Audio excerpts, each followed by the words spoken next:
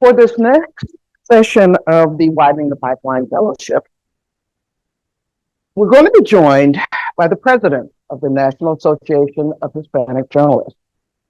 Yvette Cabrera is also a senior reporter for the Center for Public Integrity. She's going to be talking with us about the NAHJ 5-year plan.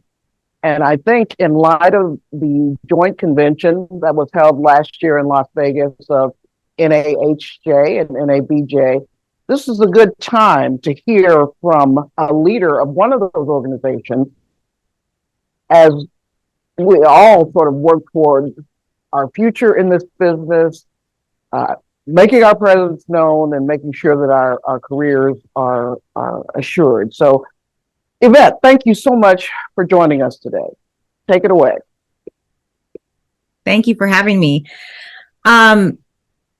Yes, this is, I love talking about our strategic plan because often when members join organizations like NAHJ, they often ask, well, why am I part of an organization like this?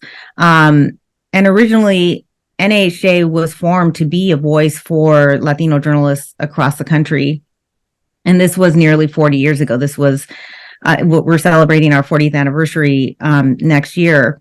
And the news industry has changed so much in that time.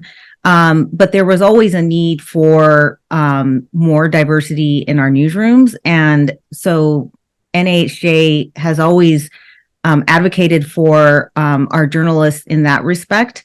But as all of you know, we've seen with the downturn in the news industry, with layoffs and buyouts and the reduction, we've seen newspapers been hit so hard, closures of news sites and newspapers across the country, communities that most need that this type of coverage have been hard hit. And so now more than ever, we see the need to speak up on behalf of our journalists. And our approach in doing it is really what we're looking at changing as far as our 5-year plan. One of the things that we did in the lead up to creating the plan was have discussions with our members as to what they needed. And one of the clear messages to us was that they wanted us to advocate more on their behalf. And I'll give you an example. A couple of years ago, NAHJ participated as part of a coalition here in California where I'm based, because we saw that, and this was a coalition that was tackling the issue of press rights and the attacks on journalists who were covering protests and marches in the months after the killing of George Floyd. And we saw journalists being arrested and being prevented from doing their job across the country, but especially here in California. And so this coalition of organizations, everyone from SBJ LA, NABJ LA, the LA Press Club, we all came together to ask, what can we do beyond what we're already doing? Which on NAHJ's part, we were meeting with law enforcement officials expressing our concern. We would issue statements when our members were being either arrested or detained or having their equipment taken from them by police officers. And we said, what else can we do? And at the time, there was a piece of legislation that was going through the California State Legislature to clarify the rights of journalists to be in these spaces, such as protests and marches. Like typically when police set up barricades, they were stopping journalists from stepping into those zones. And so we got behind that effort to raise awareness about the legislation, to advocate on behalf of our members. NAHJ, with the help of the LA Press Club, which had been compiling clips about these reporters who were being detained, graphic video showing journalists being injured, graphic photos showing these injuries. And we put together several videos to raise awareness about this. And the law ended up being passed, and our work continues as a coalition. We are working with the LAPD to try to ensure that that officers are trained on the new law, that they understand it, that journalists understand their rights. And so that's what we mean by advocacy. And just this past weekend, I was at a summit that NABJ LA had to talk about what advocacy means in this era. And that was one of the points that we were repeating over and over again, is the need to make sure that when we are talking about the right of journalists to do their work, what we mean by that is not just out on the streets, but within our newsrooms as well. We've seen newsrooms change over time, but not to the point that we want them. When I got in the business, we were talking about trying to achieve parity in newsrooms, and we're still so far from that. And so more than ever, we see the need for this work to continue in that way. And so that's why we made advocacy one of the priorities of our 5-year strategic plan. There's a lot that we want to do within that plan, but that is one of the key priorities. Another key priority is ensuring that more Latinos are in leadership positions, because one of the things that we also realize is that while for many, many years we've been asking for a seat at the table, sometimes, oftentimes I would say that's not often supported in terms of the leadership at these newspapers and news organizations. And so we also realize that we need to provide training, leadership training, and support for those journalists who make it to those middle management levels, but don't quite make it to the top. So one of our other goals is to create a Latina Leadership Academy so that we provide that for this one segment of our membership, but eventually we hope to get to other segments as well. But keeping in mind that we can have that seat at the table, but until we are in the positions of making those decisions to hire more Latinos, more journalists of color, that we really won't move the needle. So that's another key component of our strategic plan. We have a lot of goals, but one of our other goals is raising our profile across the country, because we also realize that now more than ever, the public in general needs to understand what we do as journalists, why it's important to democracy, and how they can be part of the solution by either supporting news organizations, paying, whether it's a subscription to a newspaper, or, paying to fund coverage, to fund investigations. They need to understand why, and we realize that we need to do a better job of messaging so that they understand what it is we do behind the scenes, how difficult it is to do the work that we do, and that it does take a lot of resources to support the type of investigations, the type of data reporting, the type of environmental coverage. I cover environmental justice issues, and to make sure that that it's not a sort of mystery as to how we do our work. So those are among some of the priorities. There's a lot more to the plan, and I'm happy to answer any questions, but I'll leave it there for now, and happy to discuss more, like I said. So when I think about the issues of diversity, equity, and inclusion, we've been talking about those over the past day, and certainly for all people of color, we have to take that into consideration.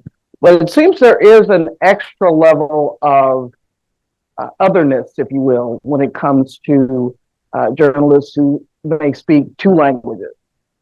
Certainly for Latino journalists, in recent years, that's been heightened. So what's the thoughts about how these young journalists, those who are Latino, and all of them, can navigate their newsrooms when lived experience very often is held against them, or it's dismissed?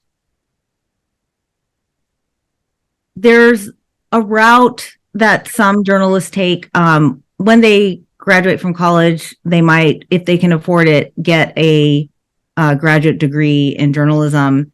And those folks tend to have a lot of doors open for them simply because oftentimes these journalism schools are connected to these, they're being taught by professors who work in some of the top news organizations in the country. And that is one way to get your foot in the door. And they are often highly valued because of the skills that they bring, because of the training that they get in graduate school. NAHJ has often looked out for, when we talk about diversity, we don't just talk about diversity in terms of race and ethnicity. We talk about diversity in terms of background, socioeconomic background, class, cultural background as well, because the assets that our journalists bring, including the ability to speak Spanish, to understand the culture, but also to understand the neighborhoods that most need this type of coverage. That for years, when we talk about disparities, and I often refer back to the killing of George Floyd as a turning point for us as journalists, because many of the issues that journalists of color had already been covering for years leading up to that were ignored by the mainstream media. And a lot of these had to do with criminal justice, environmental justice issues. And it's not that they weren't being covered. Like I said, these journalists were in their communities covering these stories. They just weren't getting the attention unless it got to the point of, like, say, Flint, Michigan, where it became so big that it broke as a national story. And so my concern as president of NAHJ, is and are the students who come from those high schools that don't have journalism programs, who get into like the UC or Cal State schools here in California, that may not, and don't end up going to graduate school, but don't have the sort of like that pipeline, that typical pipeline that you have if you do go to graduate school.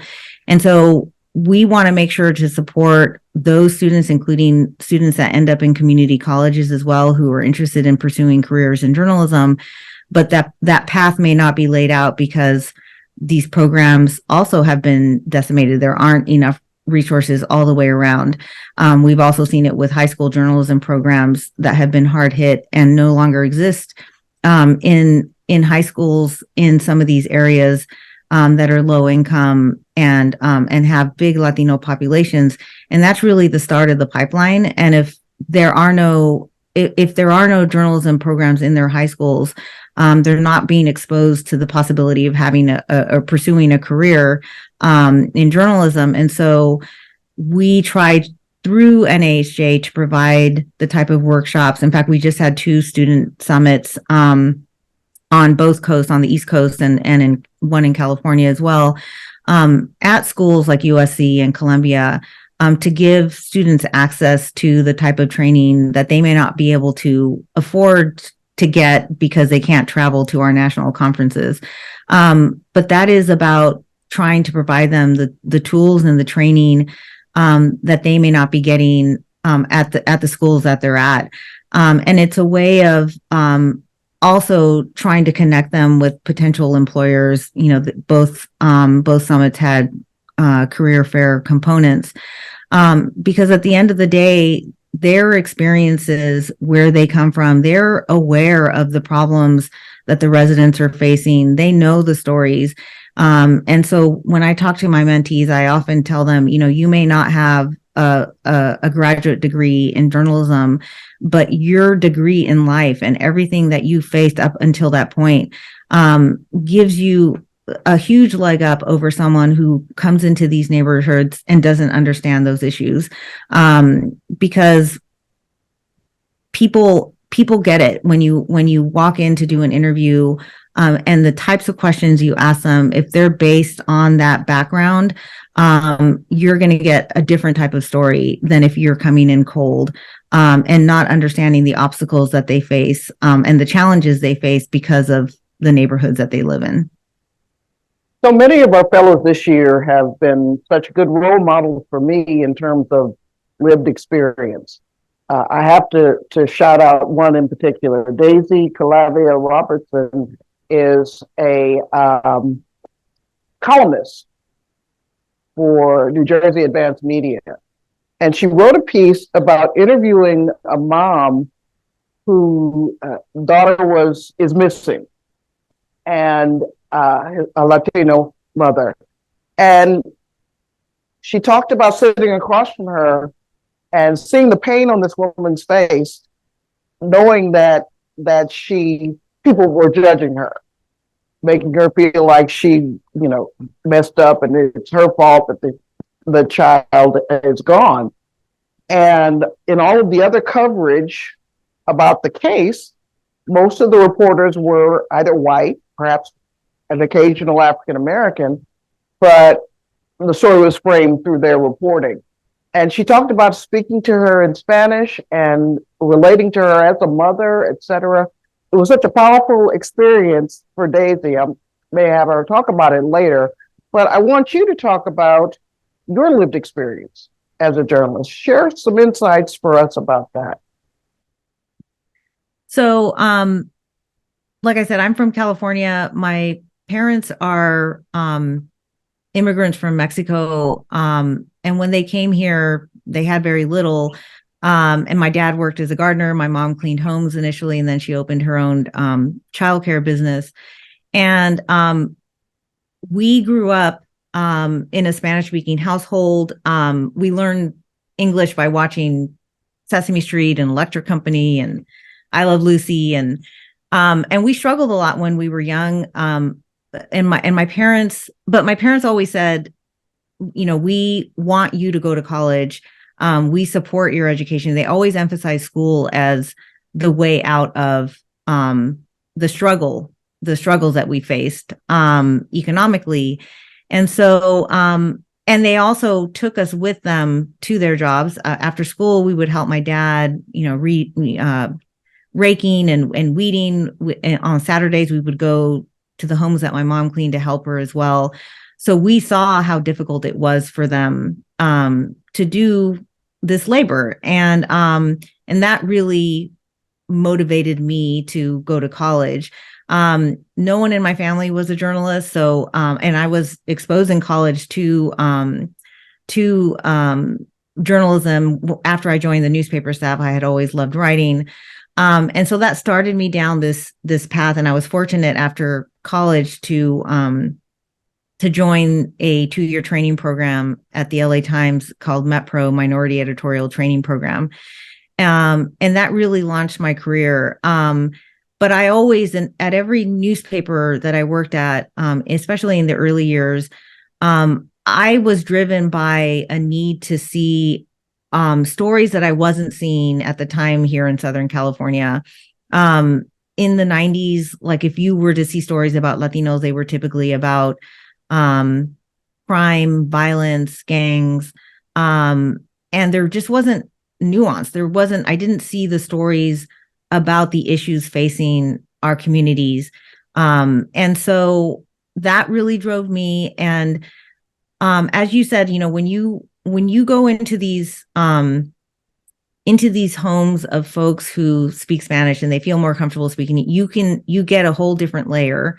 And my Spanish is not perfect, but I've worked hard to maintain it so that I can hear those stories and ask those questions in the language that immigrant populations, Latino Spanish-speaking immigrant populations here in Southern California are most comfortable with. And it really, it allowed me to see trends as well. And I'll give one example. I've covered immigration for most of my career. In 2010, I started covering criminal justice issues, and I was doing a story that intersected at both those points. I was doing a story on young boys that were being in the juvenile justice system who were being referred by probation officers to immigration authorities, contrary to a California law that said, their confidentiality needed to be maintained.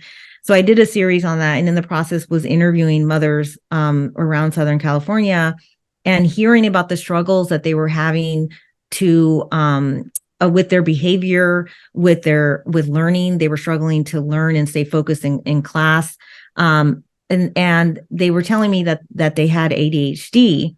And as I was working on that series, I realized I'm writing about their environment in terms of over policing in their neighborhood, about poverty and food deserts, about their struggles in school, but I wasn't looking at the whole environment in terms of the ecological environment. And I serendipitously came across a piece in Mother Jones on the intersection between lead and criminal justice and ADHD. And so I started asking, maybe there's something in their environment that's impacting them that I'm not even considering. And so I started looking at lead itself, and I looked to see, if it was water, if it was paint, if it was soil. And I landed on soil because in the city of Santa Ana, where I was doing this project, the water levels were not coming up with lead. The age of the housing showed that lead was likely a factor, but not as big of a factor as soil. And so then I launched down this road to look at, what's in the soil, what's in the background. And I ended up testing the soil. I mapped the soil.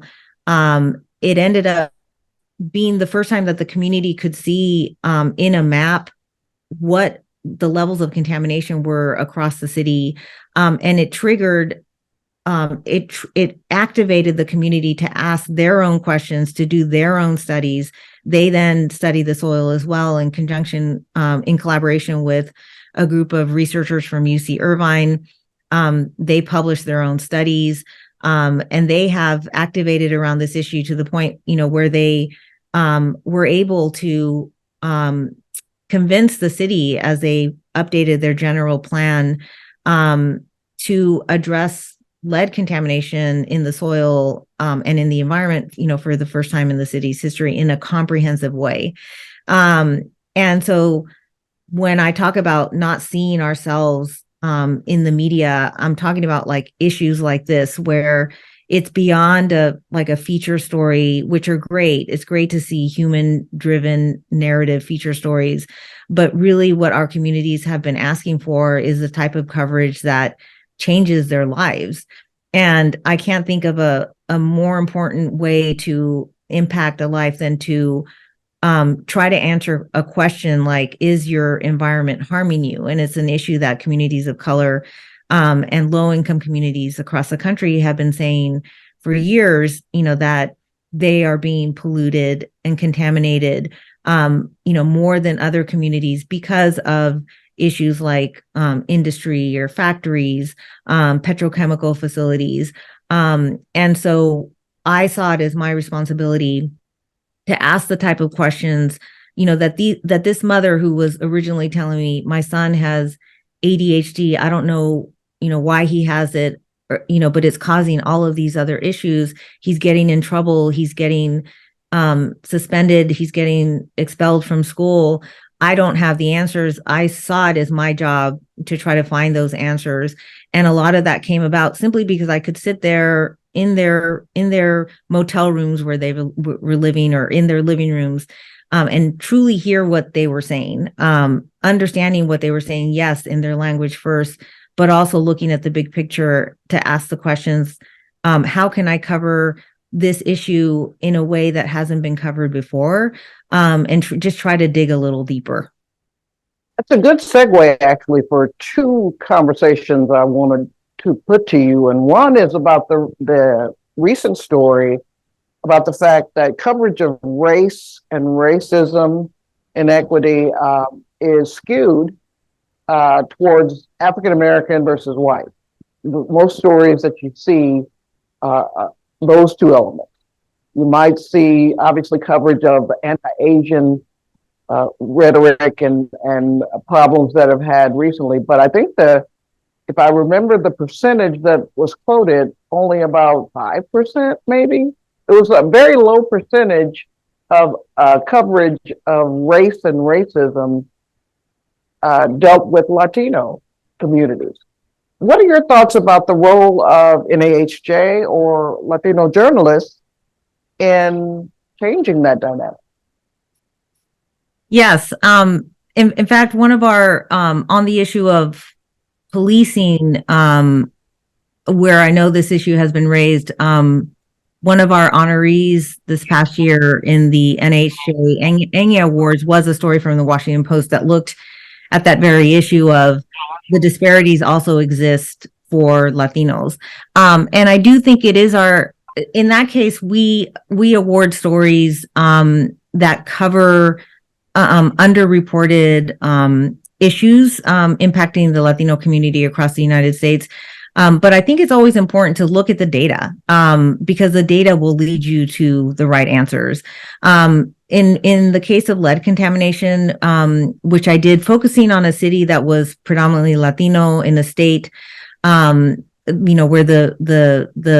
the biggest communities of color are Latinos, it made sense to focus on that. But I was very clear in looking at the history of how this issue has played out across the country that it's an issue that has predominantly affected African American children. And so my stories included both. And so I think if the data tells you one thing, it's always important to make sure that you tell that story. And it may be that it's in the case of lead contamination, it's Black and Latino children historically, but predominantly African American children impacted in urban centers. And that story needs to keep being told because it's not an issue that's been resolved. And so I always put my stories in that national context and in that historical context so that people understand why. Because when you include that data, then you can tell the history of how these parents were essentially blamed. The issue was ignored and fingers were pointed at, oh, you're not cleaning, the home correctly. You could be doing this as a parent. And instead of looking at the sources of the sources of the lead, which included paint, which included leaded gasoline, which included industry. And that's a very different story. But decades ago, the process, unfortunately, turned and put the blame on African American parents, on Puerto Rican parents, on other Latino parents, and others who were affected. And so that history is important. That data is important. And so that's why today I think it's super important for us to just tell the story based on what the data shows us, and to make sure that it's the full story and that we're not missing out on other communities that are being impacted. It's actually very good advice, following the data. That's often an irrefutable source of information, particularly when we're going to editors who don't value lived experience, don't fully understand it. So that's great. Another story I wanted to run by you was the closing of Aldea at the Dallas Morning News. Our speaker yesterday was the executive director of the American Press Institute, Michael Bolden, and he had actually a very, to me, intriguing take on it. He essentially said that he is opting to be positive and believe managers when they say that they're going to incorporate these journalists into the mainstream of the paper. They're going to get better pay. And so ultimately, there won't be any disruption. But I wonder, what is your take on what this means to the communities who have probably depended on that edition of the paper in recent decades? What are your thoughts about it? Yes, we were concerned. To start with, we were concerned because the staff of Aldea wasn't brought into the process from the get-go to talk about this transition. And so it came as a shock to them that they were going to be folded into the Dallas Morning News newsroom. So that was one thing. And so we reached out to the executive editor of the Dallas Morning News to discuss, and she did clarify the larger goals of dwindling audience for Al Dia, and wanting to, grow that audience, that they were going to continue to publish Al Dia stories, that the website would continue, and that they would be supporting more in-depth investigative pieces by the staff of Al Dia. And so one of the things we discussed was, once you incorporate the Al Dia staff into the Dallas Morning News, even though they are still producing for the website, the mission changes, because you're writing not just for a Spanish language audience, but for an English language audience. The plan is to translate the stories of the Al Dia staff to for the Dallas Morning News. And our concern is always like the focus changes, depending on your audience. And it's not just good journalism is not just a matter of translating stories from one audience to another. If you look at like Univision and Telemundo's coverage of Latino issues, it's very different from English language. Like if you were, to watch the CBS nightly news versus Univision's take, Univision covers issues sort of understanding what are the challenges of our audience. And by our audience, I mean their Spanish language audience. As immigrants, especially, here in the United States, there's obviously a lot of concern around immigration reform, asylum. An English-speaking audience may not want the type of depth that Univision provides or Al Dia provides on an issue. And so the take and approach is going to be different. And our concern is that that's going to be lost. And so we will continue to advocate on behalf of our members who were part of this transition, to listen to them and hear and make sure that the way they pitch stories and the coverage that they're suggesting for that Spanish-speaking audience remains rooted in the community, which is why Al Dia was so popular amongst the readers that it did have, because they felt like they had a space that they could turn to get the information that they needed.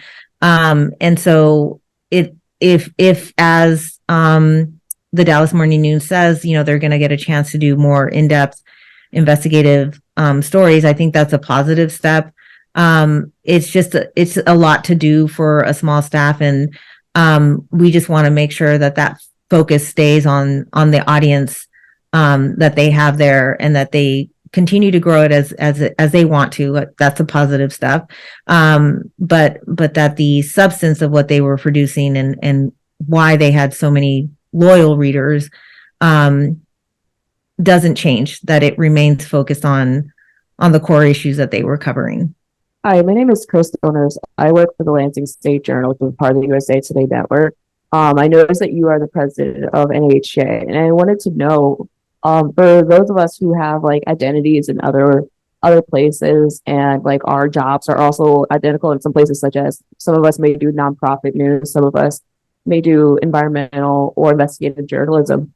How do we figure out which affinity organization is one that we should have our main tie to? Meaning that, like, how should I, as a Black journalist, know that I should be a part of NABJ versus IRE or versus ONA and SPJ and all these other organizations, being as though it does cost money to do this, but that also is a factor for many of us as to, like, between which organization, like which one can I put my money to, and also just like have my dollar paid to, so that way I can get these resources back.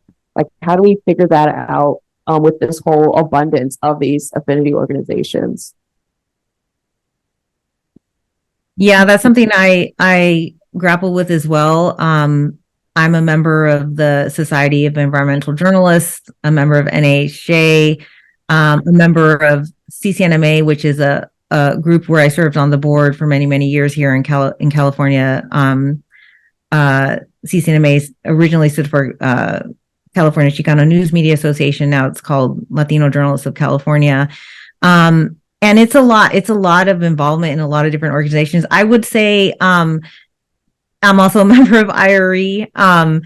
And I think that, it's impossible, sometimes to stay up with the memberships for all of those organizations. I would say, depending on how robust the chapters are in your area. For example, if, NABJ has a strong chapter there and you feel like participation at the local level will be rewarding for you and will give you what you need at that local level, I would say that would be one factor. I get a lot out of attending. I just went to the NICAR conference in Nashville. I'm not a data reporter, but I take these data workshops because it's so core to understanding, and when I partner with data reporters on my projects. And so skills wise, I get so much out of participating in IRE, in the IRE conferences. The other area where I focus a lot on is environmental justice. And so the Society of Environmental Journalists, is one place where I get those skills on topics, but I'm also involved with the Uproot Project, which is an organization, a network that I was part of, a small group that helped create this network for environmental journalists of color. And it's impossible to be everywhere at once. And I, given everything that we have on our plates as journalists, I would say you should be driven by how you can grow as a journalist, but also what drives you in terms of your passions. And so for several years, I was spending a lot of time, working with the Uproot Project while we got it off the ground. I've now taken a step back and only, serve as an advisor to the steering committee. But it's still very much, one of my core beliefs in the importance of diversifying environmental journalism. And so I've spent my time and dedicated my time towards the Uproot Project more so than I have SEJ. Though I do participate, I've moderated, served on workshops and moderated panels for SEJ, but it's just the level of involvement. And I think that, given how busy we are, I would say, be driven by your passions, what at the local level you can get more out of these organizations if they have robust chapters. And then lastly, what skills can you get from participating in these different conferences? Sometimes a conference based on where it's at, may be connected to something you're reporting on, and you could do two things at once: attending the conference, reporting on a topic at the same time. And so I can't go to every conference every year. And so I decide, based on that. So this year I'm not going to SEJ, even though I really want to, because I went to NICAR. And that way you balance both the sort of the financial constraints and costs of joining all of these organizations. And also getting what you need as a journalist to learn and grow. He actually makes an excellent point in that sometimes participating in the local chapters makes more sense than trying to save up and pay the huge registration fees to get to the national meeting. I don't really have a question, but I wanted to say thank you for helping create the Uproot Project. I recently joined it and it's been so rewarding. It's given me opportunities. Oh, right. I'm Jennifer Solis. I'm a reporter with the Nevada Current. But it's given me so many opportunities, and I've only joined it recently. So I just wanted to say thank you for that work. We really appreciate it. That's so good to hear. I mean, and that's why we created it to connect everyone virtually at the very least, and of course we try to meet in person. But so often we discovered the founding group discovered that we all sort of fell into environmental journalism, that we came to it from other beats, that discovery could have happened early on had we been exposed to other environmental journalists of color. And so we wanted to change that dynamic. And so we thought, at least by connecting the network and creating this network, And then providing that, this again, back to the skills-based, training through workshops and fellowships that we can increase the number one, and then serve as mentors and role models for others and encourage others to join the beat. Hi, I'm Gabrielle Fiddles. I'm a reporter for PolitiFact. You spoke earlier about the goal of achieving parity in newsrooms, and I wanted to ask you about that because I'm not a member of the Latinx community, but I am Black American, and so it affects a lot of groups of color. And I wondered, what are the steps that you would want to achieve that? Basically, how do you want to do it? So it essentially means that you have in order to have a newsroom that reflects the community that you're covering, it not only affects the types of stories that you cover, but how you cover them. And so I would say the key thing, going back to the Latina Leadership Academy that we're trying to create, it goes back to ensuring that the newsroom leaders, that the people in power are diverse, because they are the ultimate decision makers on what gets covered and how it gets covered. And so we can't get there until we ensure that the pipeline, every step of the way, that we have reporters who are diverse, but also middle management, and then also the top leadership is just as diverse. Because the one thing I hear over and over again from our members is oftentimes they are one of the only, or sometimes one of a handful of Latinos in their newsroom, or sometimes journalists of color, period, in their newsrooms. And they feel very isolated. They pitch stories and it falls on, deaf ears. It doesn't get the support because they feel like the people that they're pitching to don't understand the angle that they're pitching or the reason why that story is so important. And so we don't want our journalists to keep hitting the same wall. And so in order to get to that point, we need to have a robust pipeline all the way through, but key are the people at the top making those decisions. And so I'm really excited that there's, organizations like Pointer, and other groups that do leadership training, for journalists of color and for women. But I feel like we never have enough. Those are always very competitive.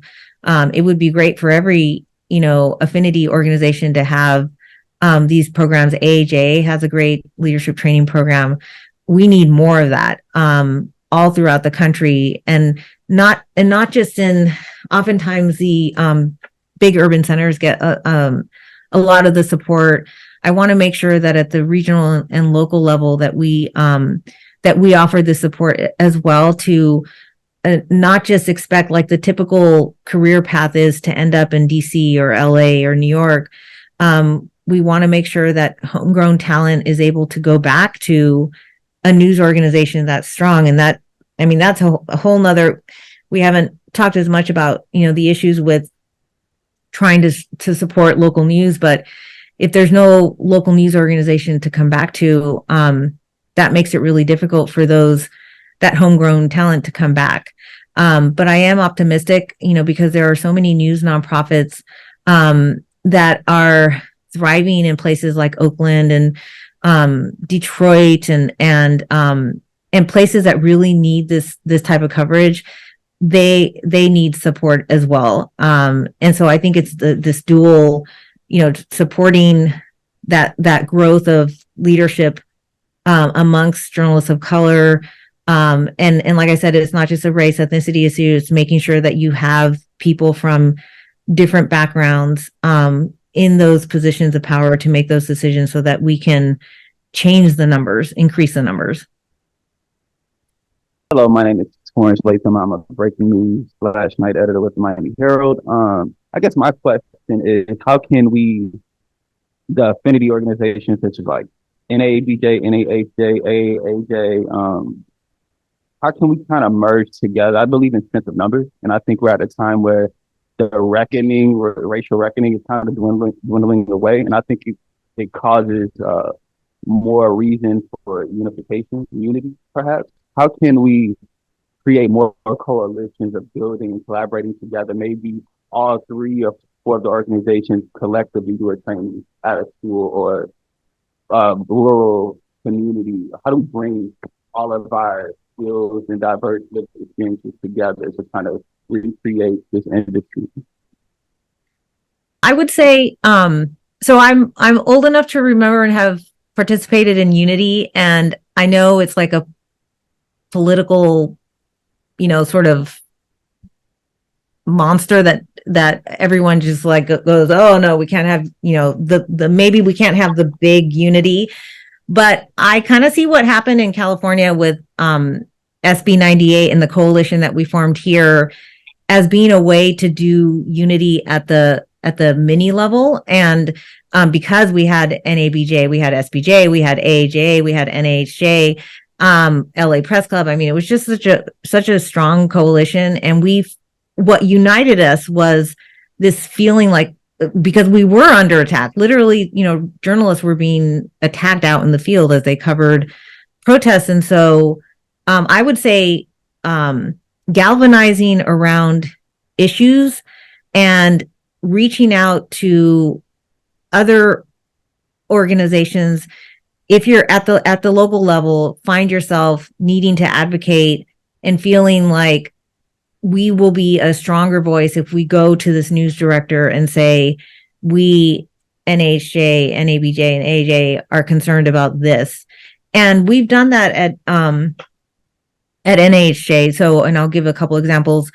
One was the New York Times Guild had done a study on their review process, their performance review process, and found it was essentially penalizing like younger journalists of color new to the newsroom. And so AJA, NABJ, and NHA got together to have a meeting with the management at the New York Times to express our concern. And we've done that before, but that's one example. Another example is we have an investigative task force that we created because we are concerned about the lack of Latinos on investigative teams. But we know it's not just Latinos. We know it's other journalists of color as well. So our task force is in the process of creating or getting newsrooms to respond to a survey so that we can issue a report from this. But from the get-go, we reached out to all the affinity groups, and we have their members participating in our task force as well. So they take part in. We have meetings with newsrooms that we've selected to have discussions with, to ask them about the challenges that they're facing to help inform this report that we're having.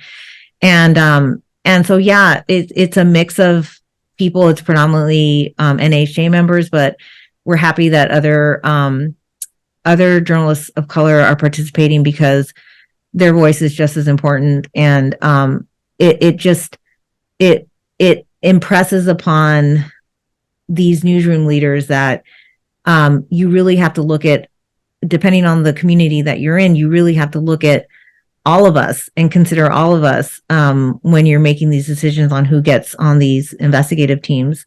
So anyway, so I would say galvanize around an issue, gather up, your allies in the particular area that you're at, to see what makes sense. And oftentimes, depending on the issue, I think it always helps sort of open people's eyes as to, for these newsroom leaders to help them understand, this is not just NHJ at the table. This is all of us at the table asking for this change.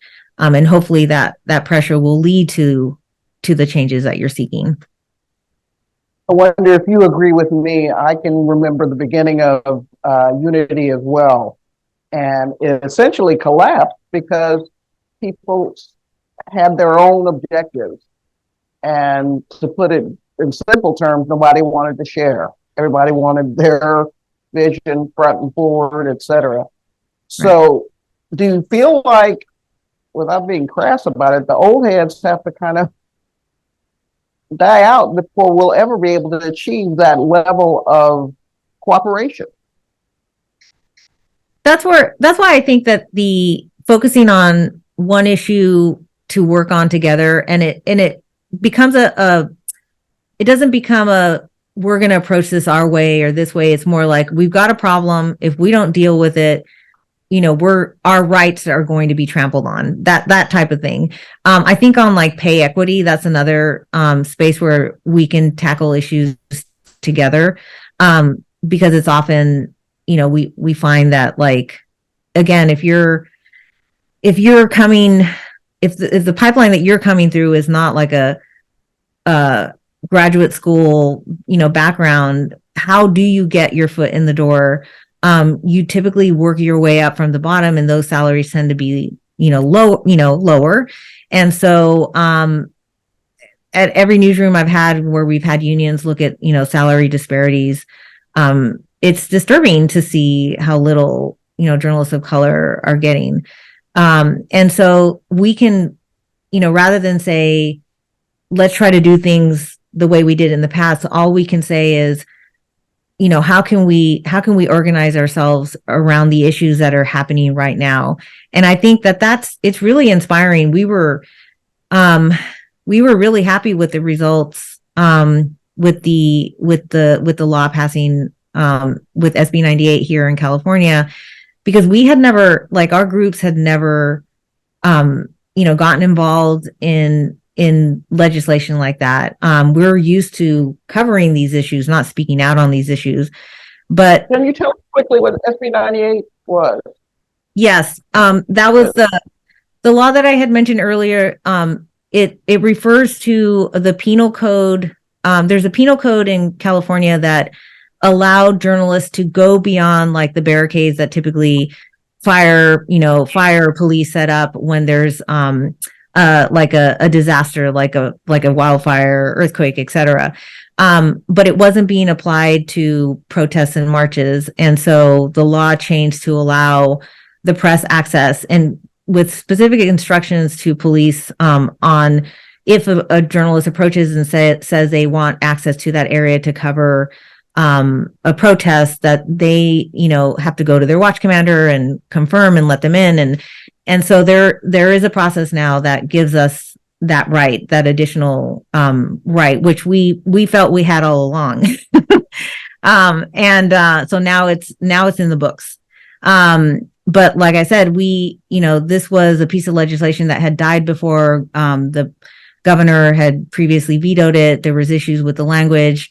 And through the LA Press Club, Adam Rose is really the one sort of behind the scenes who was like, he understood the law, and we all came together as a coalition. We had meetings late at night, to figure out, okay, what is our stance on this? How are we going to put out a statement? We put out a statement.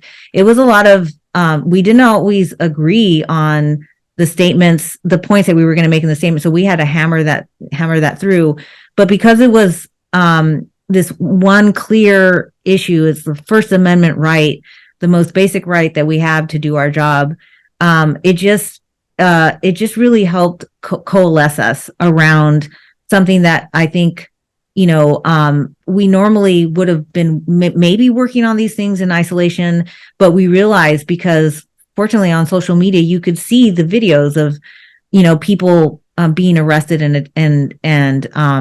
detained, and getting their cell phones taken away and their cameras being damaged. And so that was, I think, a step in the right direction, in that we realized, as we were seeing these horrifying images come out, that it was affecting Asian journalists, that it was affecting Latino journalists, it was affecting Black journalists, it was affecting white journalists. And so we realized we were all in the same boat, and that we would have a stronger voice if we came together. And so, like I said, not that we didn't have differences. And so we were hammering out details in these late night meetings on, what are we going to say about this? What statement are we going to issue? But in the end, it ended up working, because we were all moving in the same direction to try to get this law passed that would protect us all. We are going to be posting the link to the NAHJ 5-year strategy on our website and any other materials that you might suggest. But I want to end with this question. So often these kinds of strategies or reports or commissions that are sort of pulled together to amplify the status of people of color in newsrooms or economic issues or whatever, they generally wind up just being in a binder on a shelf, or it's something that people talk about, but not a whole lot ever comes of it. So I wonder what NAHJ is thinking about in terms of leverage to really make an impact with this 5-year strategy. So part of it is holding ourselves accountable as a board. And so I was the chair of the strategic planning committee that got the process underway so that we could get a plan. Now, and I was serving as vice president at the time. Now as president, I've told everyone I talked to when I ran for office, one of the things I said was, I have my marching orders. They come directly from our members, all of the stakeholders that we interviewed. We know that this is what they want. This is what we need as an organization to succeed. And so, so we just actually, what we're working on the next step, which is the implementation plan. Our strategic planning committee just met. We have the plan for the plan on how to implement the plan. And part of that means, telling the story of why it's so important to implement these steps. One, so our members understand what they're getting from an NAHJ membership, but two, so that the rest of the world understands why we are doing the work that we're doing and why we are prioritizing these things the way we are.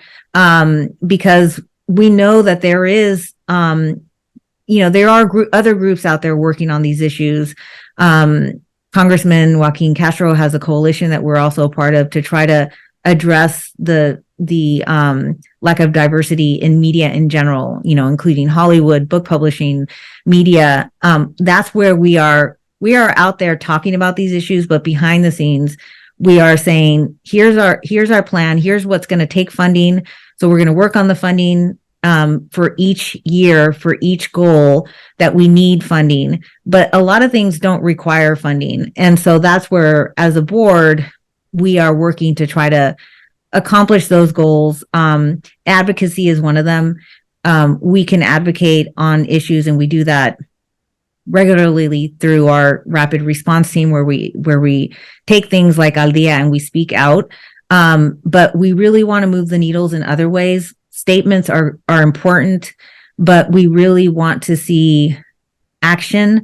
And in order to get action, we need to tell the story of how our journalists are being impacted by all these changes underway right now, and get the public and the American public on board with supporting the diversity that we're talking about, why it matters that the American story is not being told, because those, with the power of the pen, are not reflected in their newsrooms. So part of that is messaging. And so that's what we're also working on. That's part of the implementation plan. And we just hired a new media team that's going to help us do that. And hopefully we'll, a year from now, we can say we accomplished these goals that we set out for this year, so that it doesn't become that plan that ends up on the shelf. We really do understand that the success of NAHJ, the success of our members, depends on implementing the plan. Excellent. Well, this has been a terrific discussion, and it's been a pleasure to meet you. And NPF will be calling on you in the future to talk about this issue and many more. So thank you so much, Yvette Cabrera, for joining us. Thank you. Thank you all for listening. It was really great to be here with you.